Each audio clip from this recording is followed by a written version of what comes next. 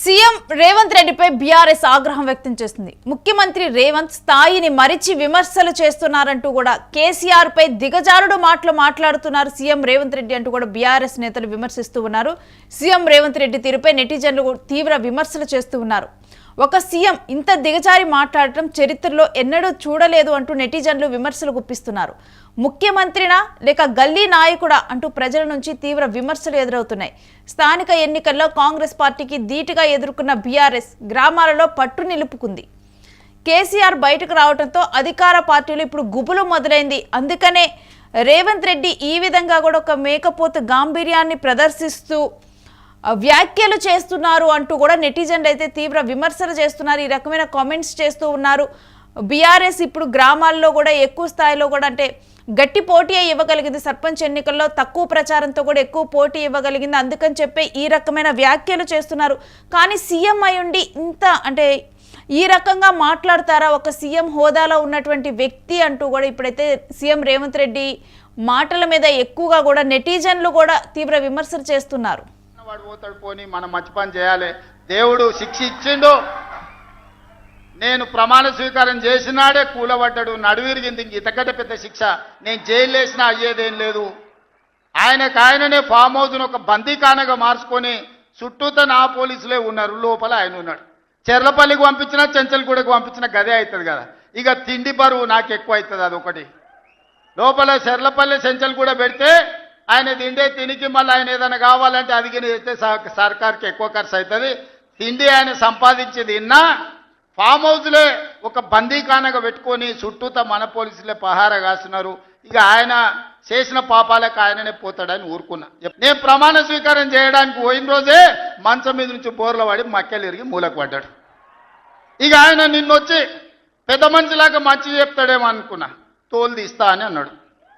తోలు తీస్తాడంటేనే ఇక నేను చెప్పదలుచుకున్నా, అయ్యేగా నా సంగతి వదులు కానీ మా సర్పంచులు వచ్చిండ్రు, రా ఏ తోలు తీస్తావురా, నీ తోలు తీసుడు కాదు నిన్ను చీరి చింత కట్టి చింతమడకల ఏలాడేసి కొడతారో లేదో మా సర్పంచులు, రా కొడంగల్కి వస్తావా లేకపోతే మమ్మల్ని చింతమడకకు రమ్మంటావా, మా సర్పంచులను తోలుతా. సోయి లేని మాటలు, స్థాయి లేని విమర్శలు. ఒక్కటన్నా అక్కడికి వచ్చే మాట మాట్లాడేండా? వాగ్దానాలు ఏంటంటే వీళ్ళు చేసినాయి. మంచిగా ఉన్న ప్రజలను, మాకు ఓటేసే ఉద్దేశంలో ఉన్న ప్రజలను పచ్చి అబద్ధాలు టెంప్ట్ చేసి మోసం చేసి ఈ రాష్ట్ర ప్రజానీకాన్ని మోసం చేసి దొంగ మాటలు చెప్పి మాయ మాటలు చెప్పి అర్రాస్ పాటలు వాడినట్టు వాడినండి. వేలం పాట వాడినట్టు. కేసీఆర్ 10,000 ఇస్తాడు రైతు బంధుకు, మేము 15,000 ఇస్తాం. మహిళలకు 2,500 ఇస్తాం. కేసీఆర్ కళ్యాణ లక్ష్మి ₹1,00,000 ఇస్తాడు, మేము తులం బంగారం కల్పిస్తాం. మీరు పెళ్లిళ్ళు చేసుకోకుండా ఆపుండ్రి. ఇదే ప్రభుత్వం మీరు చెప్పినటువంటి మాటలు పెళ్లి చేసుకుంటూ ఆగిపోండి. మీరు నవంబర్లో చేసుకునే బదులు డిసెంబర్లో చేసుకుంటే తులం బంగారం కూడా వస్తుంది. ఉపన్యాసాలలో చెప్పినండి, మా దగ్గర ఉన్నాయి ఆ క్యాసెట్లని. ఇంకేం చెప్పిండ్రు? పెన్షన్ తీసుకునే ముసలి ఎవరైతున్నారో నవంబర్లో తీసుకోకుండా డిసెంబర్లో 4,000 తెల్లారే. ఇంకేం మాట్లాడిండ్రు? 2 లక్షల రుణమాఫీ అని నరికిండ్రు. ఉరుకుండ్రి బ్యాంకుల పంట పోయి జల్దీ తెచ్చుకోండి. ఇది ఒక్కటి కాదు, అట్లా అర్రాస్ పడవాడినట్టే అయిపోయినాయి. వాగ్దానాలు ఏంటంటే వీళ్ళు చేసినాయి. మంచిగా ఉన్న ప్రజలను, మాకు ఓటేసే ఉద్దేశంలో ఉన్న ప్రజలను పచ్చి అబద్ధాలు టెంప్ట్ చేసి మోసం చేసి ఈ రాష్ట్ర ప్రజానీకాన్ని మోసం చేసి ఇక ఈ విధంగా కూడా కేసీఆర్ మాట్లాడిన మాటలకు రేవంత్ అంటే పరిధిని మించి కూడా ఎక్కువగా కూడా మాట్లాడుతున్నారు అంటూ నెటిజన్లు చర్చించుకుంటున్నారు. దీనికి సంబంధించిన డీటెయిల్స్ కూడా మా ప్రతినిధి వెంకట్ని అడిగి తెలుసుకుందాం. వెంకట్, సీఎం హోదాలో ఉండి ఈ రకంగా మాట్లాడుతున్నారు అంటూ కూడా నెటిజన్ల నుంచి అయితే రేవంత్ రెడ్డి మాట్లాడే మాటల గురించి అయితే కామెంట్స్ వినిపిస్తున్నాయి. అసలు ఏంటి? చేస్తున్నాడు గత 4-5 రోజుల నుంచి కూడా రేవంత్ రెడ్డి చేస్తున్నటువంటి వ్యాఖ్యలకు సంబంధించి తీవ్రస్థాయిలో విమర్శలు ఉన్నాయి. దాదాపు 3 రోజుల నుంచి ఆయన ఎప్పుడైతే మాట్లాడారో అప్పటి నుంచి కూడా బీఆర్ఎస్ మండిపడుతోంది. ముఖ్యంగా అంటే మాజీ ముఖ్యమంత్రి హోదాలో, ప్రతిపక్ష నేత హోదాలో కేసీఆర్ వచ్చి మాట్లాడినప్పుడు వాటికి సమాధానం ఇవ్వాల్సింది పోయి రేవంత్ రెడ్డి కొంత దుడ్డుకు వ్యాఖ్యలు, అంటే తన స్వభావాన్ని బయటపెట్టుకున్నారు. సాక్షాత్తు తాను ఒక ముఖ్యమంత్రిని అనే విషయాన్ని ఆయన మర్చిపోయి విమర్శలు చేశారు అనేది ప్రధానంగా వినపడుతున్నటువంటి విమర్శ. ఎందుకంటే తోలు ఇస్తానంటే దానికి సంబంధించి సాధారణంగా ఇటువంటి వ్యాఖ్యలు వినపడుతూనే ఉంటాయి. ఇటువంటి వ్యాఖ్యలకు సంబంధించి సర్పంచ్లు వచ్చి కొడతారు, చింతమడకలో ఇట్లాంటివన్నీ కూడా చింతకు కడతారు, చింతమడక తోలుతారు, చింతమడక మమ్మల్ని రమ్మంటావా, నువ్వు వస్తావా, ఇవన్నీ కూడా కొంత వివాదాస్పదమైన వ్యాఖ్యలు. అలాగే కేటీఆర్ విషయంలో కూడా లాగులో తొండలు ఇడ్చుకొడతా బిడ్డ, నీ మొహవర్ధంలో చూసుకున్నావా, ఇటువంటి వ్యాఖ్యలన్నీ కూడా సరికాదు అనే కామెంట్స్ అయితే ఎక్కువగా వినపడుతున్నాయి. ఎందుకంటే కేటీఆర్ చేసే విమర్శలు సాధారణంగా రాజకీయాల్లో విమర్శలు అనేవి ఉంటాయి, కానీ తాను ఒక ముఖ్యమంత్రిని, ఎందుకంటే ముఖ్యమంత్రి హుందాగా మాట్లాడితేనే దానికి సంబంధించి రాజకీయాలకు ఒక అందం ఉంటుంది. ఎందుకంటే ఆయన ఒక రాజ్యాంగబద్ధ పదవిలో ఉన్నాడు, ప్రభుత్వానికి అధినేత కాబట్టి, శాసనసభలో ఆయన ఒక సభాధినేత కాబట్టి దీనికి సంబంధించి చాలా జాగ్రత్తగా మాట్లాడాల్సి ఉంటుంది. కానీ ఇవన్నీ కూడా మర్చిపోయి ఆయన కొంత మాట్లాడటం అనేది కరెక్ట్ కాదు అనే భావన అయితే వ్యక్తమవుతుంది. ఇక అలాగే హరీష్ రావు విషయంలో కూడా నల్లిగుడ్లోడు మెదడు ఎక్కడ ఉంటుందో తెలియదు, ఎత్తు ఉంటుంది, ఇవన్నీ కూడా కొంత కరెక్ట్ కాదు అనేది అయితే వినపడుతుంది. ఇక రాజకీయంగా రాజకీయంగానే ఎదుర్కోవాల్సి ఉంటుంది. ఎందుకంటే గతంలో అంటే తాను ప్రతిపక్ష నేతగా ఉన్నారు కాబట్టి తెలంగాణ సమాజాన్ని ఆకట్టుకోవడానికి అప్పట్లో బీఆర్ఎస్ నేతలు కూడా ఘాటుగా మాట్లాడారు కాబట్టి దానికి సంబంధించి కొంత మాట్లాడినా కొంత చెల్లేది. కానీ ఇప్పుడు మాత్రం అది చెల్లదు. ఎందుకు అని అంటే ఇప్పుడు ఆయన మాట్లాడితే దానికి సంబంధించి ఒక రాష్ట్రానికి సంబంధించి ఆయన అధినేత కాబట్టి ఆ సంకేతాలు మొత్తం కూడా దేశం మొత్తం వెళ్తాయి, పక్క రాష్ట్రంలో కూడా చులకన అవుతాము అనే భావన కూడా కొంత బీఆర్ఎస్ కార్యకర్తలు అయితే వ్యక్తం చేస్తూ వస్తున్నారు. దాంతో నెటిజన్లలో కూడా కొంత అసంతృప్తి అయితే వ్యక్తమవుతుంది. దానికి తోడు ఆ లాగుల్లో తొలలిచ్చి కొడతా అన్నప్పుడు అక్కడ మహిళలు అందరూ ఉన్నారు, కెమెరాలు కూడా మహిళలను ఫోకస్ చేసినటువంటి పరిస్థితి ఉంది. కాబట్టి ఇవన్నీ కూడా అనవసరమైనటువంటి రాద్ధాంతానికి దారితీస్తాయి అనేది అయితే వినపడుతోంది. అండ్ ఈ రకమైన మాటలు ఇప్పుడు ప్రజలు కూడా పెద్దగా స్వాగతిస్తుంది లేదు. ఇలాంటి మాటలు మనం ఏపీలో చూసుకున్నా కానీ గతంలో కూడా అక్కడ ఉన్నటువంటి నేతలు, వైసీపీకి సంబంధించిన నేతలు పరిధి దాటి మాట్లాడినప్పుడు కూడా విమర్శలకు గురయ్యారు. అంటే అనవసరమైన విమర్శలను మూట కట్టుకుంటున్నారా ఇప్పుడు రేవంత్? ఖచ్చితంగా 2024లో వైసీపీ ఓడిపోవడానికి ప్రధానంగా అటువంటి వ్యాఖ్యలే కారణం. కొడాలి నాని కానీ, వల్లభనేని వంశీ కానీ, లేదా బోరుగడ్డ అనిల్ కుమార్ కానీ, నందిగం సురేష్, ఆర్కే రోజా, ఇలా కొంతమంది నాయకులు పదే పదే మీడియా ముందుకు వచ్చి ఈ విధంగా మాట్లాడటం, అదే వ్యక్తిగత విమర్శలు చేయడం, గౌరవం లేకుండా మాట్లాడుతూ వీటి కారణంగానే కొంత అప్పట్లో వైసీపీ అబాస్పాలైనటువంటి పరిస్థితి ఉంది. కాబట్టి దీనికి సంబంధించి కొంత జాగ్రత్తలు తీసుకోవాలి. అంటే ముఖ్యమంత్రి హోదాలో అప్పట్లో జగన్ కూడా కొన్ని వివాదాస్పద వ్యాఖ్యలు పవన్ కళ్యాణ్ విషయంలో చేశారు. కాబట్టి అవన్నీ కూడా ఏపీలో తిరగబెట్టాయి. కాబట్టి కర్మ హిట్స్ బ్యాక్ అన్నట్టు. కాబట్టి ఇప్పుడు ముఖ్యమంత్రి రేవంత్ రెడ్డి హోదాలో మాట్లాడాల్సిన గతంలో అంటే పక్క రాష్ట్రంలో ఏం జరిగింది అనేది కూడా ఆయన కొంత దృష్టిలో పెట్టుకుని మాట్లాడాల్సి ఉంటుంది. దేశంలో ఏ రాష్ట్రంలోనూ ఇటువంటి రాజకీయ పరిస్థితులు ఉండవు. ఈ తెలంగాణ, ఆంధ్రప్రదేశ్, తెలుగు రాష్ట్రాల్లోనే కొంత ఇటువంటి వివాదాస్పద వ్యాఖ్యలు కానీ, వివాదాస్పద పరిస్థితులు కానీ ఉండడం అనేది నిజంగా ఆందోళన కలిగించే విషయం. అలాగే ప్రజల్లో కూడా కొంత మార్పు రావాలంటే ఇటువంటి వాటిని ఎంటర్టైన్మెంట్ ఫీల్ అవ్వడం, అంటే బాగా మాట్లాడాడు, రేవంత్ రెడ్డితో నోట్లో నోరేయలేరు, ఇట్లా కొంతమంది కామెంట్స్ చేయడం అన్ని కూడా జరుగుతూనే వస్తున్నాయి. కాకపోతే ప్రజల్లో చైతన్యం రానంత వరకు, ప్రజలు వాటిని స్వాగతిస్తున్నంత కాలం, ఒక వర్గం వాటిని స్వాగతిస్తున్నంత కాలం, ఒక వర్గం వాటిని ఎంటర్టైన్మెంట్ గా ఫీల్ అవుతున్నంత కాలం కూడా ఇటువంటి సమస్యలే వస్తాయి. రేపు పొద్దున కేసీఆర్ మళ్ళీ అదే తరహాలో వ్యాఖ్యలు చేస్తే, హరీష్ రావు అటువంటి తరహాలో వ్యాఖ్యలు చేస్తే మళ్ళీ కొంతమంది దానికి బోర్లుదే పరిస్థితి ఉంటుంది. కాబట్టి ఇవన్నీ కూడా కరెక్ట్ ధోరణిలో ఉండవు అనేది అయితే ప్రజలు అర్థం చేసుకోవాలి. అయితే వెంకట్, నేతలు ఎప్పుడైనా కానీ పథకాలతో కొట్టాలి కానీ ఇలా పదాలతో కొట్టకూడదు అన్నదానికి ఇలాంటి ఘటనలు ఉదాహరణగా మారుతున్నాయి. అండ్ ఏంటంటే నెక్స్ట్ ఇలాంటి వాటిలో కూడా మార్పు రావాల్సి ఉంది.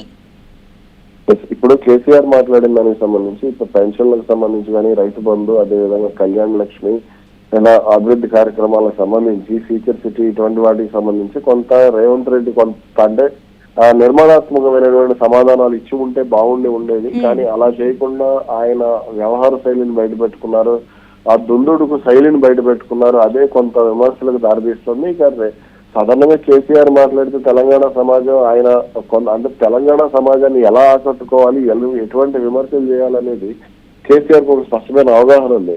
ఆయన కొంత అంటే ఈ లిమిట్ దాటి మాట్లాడారు గతంలో కొన్ని సందర్భాల్లో, కానీ ఆ తర్వాత తనను తాను సవరించుకున్నారు. కానీ రేవంత్ రెడ్డి మాత్రం అదే ధోరణిలో వెళ్ళడం, కేసీఆర్ ని విమర్శించడం, కేటీఆర్ ని విమర్శించడం, హరీష్ రావును తక్కువ చేసి మాట్లాడటం ఇవన్నీ జరుగుతున్నాయి. ఇవంతా కూడా కరెక్ట్ కాదు అనేది అయితే చెప్పొచ్చు. అయితే వెంకట్, పరిధి దాటి ఇటు సీఎం రేవంత్ రెడ్డి మాట్లాడటానికి అంటే కావాలని చెప్పి లేని కాన్ఫిడెన్స్ ఆయన బయట పెట్టుకుంటున్నారు. అంటే మనం సర్పంచ్ ఎన్నికల్లో చూసినా కానీ బీఆర్ఎస్ పెద్ద ప్రచారం లేకపోయినా గట్టి పోటీ ఇవ్వగలిగింది. బీఆర్ఎస్ మరలా కూడా ప్రజల్లో ఎక్కువగా కూడా ఆదరణ పొందిద్ది అన్న భయంతోనే ఈ రకమైన వ్యాఖ్యలు చేస్తున్నారు రేవంత్ రెడ్డి అంటున్నారు. అంటే ఇక్కడ సాధారణంగా పంచాయతీ ఎన్నికల్లో అధికార పార్టీల డామినేషన్ అనేది ఉంటుంది. అయితే ఈ ఎన్నికల్లో మాత్రం బీఆర్ఎస్ నేతల స్థానిక నాయకత్వం కానీ వీళ్ళందరూ కూడా కొంత దూకుడుగా వ్యవహరించడంతో పరిస్థితి అయితే అనుకూలంగానే కనపడింది బీఆర్ఎస్ కి. ఈ సమయంలో అయితే జూబ్లీ హిల్స్ ఉప ఎన్నికల్లో ఓడిపోయినప్పటికీ కూడా స్థానిక సంస్థల ఎన్నికల్లో మాత్రం మంచి రెస్పాన్స్ రావడంతో కొంత ప్రజల్లో కూడా అంటే బీఆర్ఎస్ మళ్ళీ బతుకుతుంది, బీఆర్ఎస్ మళ్ళీ అధికారంలోకి వస్తుంది అనే కాన్ఫిడెన్స్ కూడా వచ్చింది. ఈ సమయంలో 80 అంటే 120 సీట్లు ఉంటే 80కి పైగా గెలుస్తాం, లేదంటే 153 అయితే 100కి పైగా గెలుస్తా ఉంటే రేవంత్ రెడ్డి మాట్లాడారు. అయితే ఇవన్నీ కూడా అంటే అటు కాంగ్రెస్ పార్టీ కార్యకర్తల్లో జోష్ నింపేందుకు, కొత్తగా గెలిచినటువంటి సర్పంచుల్లో జోష్ నింపేందుకు అనేది అయితే స్పష్టంగా అర్థమవుతుంది. అలాగే బీఆర్ఎస్ మానసిక పరిస్థితి, సాధారణంగా కేసీఆర్ బయటకు వచ్చి మాట్లాడితే బీఆర్ఎస్ లో ఉన్నటువంటి నాయకులు కానీ కార్యకర్తలు కానీ కొంత దూకుడుగా ముందుకు వెళ్లే అవకాశం ఉంటుంది. ఆయన ఇంపాక్ట్ అనేది ఆ పార్టీ మీద, ఆ పార్టీతో పాటుగా మీడియా మీద ఎక్కువగా ఉంటుంది, ప్రజల మీద ఎక్కువగా ఉంటుంది. కాబట్టి రేవంత్ రెడ్డి కొంత కాన్ఫిడెన్స్ దెబ్బతీసే ప్రయత్నంలో భాగంగానే కొంత నోరు జారారు అనేది అయితే వినపడుతున్నటువంటి విమర్శ.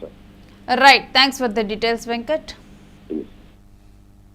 ఇంకా 2 సంవత్సరాల తర్వాత కూడా కేసీఆర్ బయటకు వచ్చి మాట్లాడటం మనం చూసాము. సర్పంచ్ ఎన్నికల తర్వాత మొత్తం కూడా బీఆర్ఎస్ ఎల్పీ సమావేశం నిర్వహించటము, ఆ తర్వాత ఆయన మాట్లాడటం జరిగింది. దానికి కౌంటర్గా కూడా రేవంత్ రెడ్డి మాట్లాడుతూ కూడా దాదాపుగా వాటన్నిటికీ సమాధానాలు ఇస్తూనే మాట్లాడారు. కానీ పరిధి దాటి మాట్లాడారు. ఒక సీఎం హోదాలో ఉన్నటువంటి వ్యక్తి చాలా హుందాగా నడుచుకోవాలి, అలాంటి మాటలు సీఎం రేవంత్ రెడ్డికి తగదు అంటూ కూడా నెటిజన్లు కూడా మాట్లాడుతూ ఉన్నారు. ఇలాంటి రాజకీయాలను ప్రజలు కూడా ఎంకరేజ్ చేయట్లేదు, ప్రజలకు కూడా నచ్చటం లేదు. ఎక్కడైనా కానీ ఒక రాజకీయ నాయకుడు మాట్లాడితే ఆ మాటలు ఇప్పుడు టీవీలో చూసినా కానీ పిల్లలు కూడా నేర్చుకుంటారు. వాళ్ళందరికీ రేపటి భావితరాల నాయకులు ఎలా ఉండాలి అనటానికి ఎగ్జాంపుల్గా నిలవాలి. కానీ ఇలాంటి మాటలు మాట్లాడుతూ కూడా రాజకీయాలు ప్రసంగాలు వినాలంటేనే భయపడేలాగా, పిల్లలు ఉంటే ఆ ప్రసంగాలు వినకుండా ఆపేలాగా ఈ రకమైన మాటలు కరెక్ట్ కాదు అంటూ కూడా నెటిజన్లు మాట్లాడుతూ ఉన్నారు.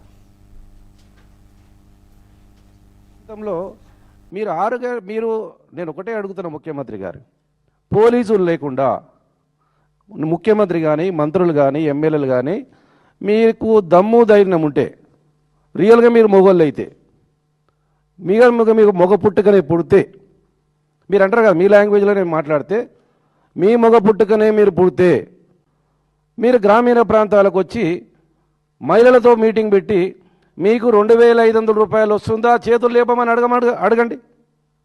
మీరు ముఖ్యమంత్రి, మాజీ ముఖ్యమంత్రి కేసీఆర్ తిట్టడం ఎన్ని రోజులు తిడతావు ఇలాగా? ఎన్ని సంవత్సరాలు తిడతావు ఇలాగా?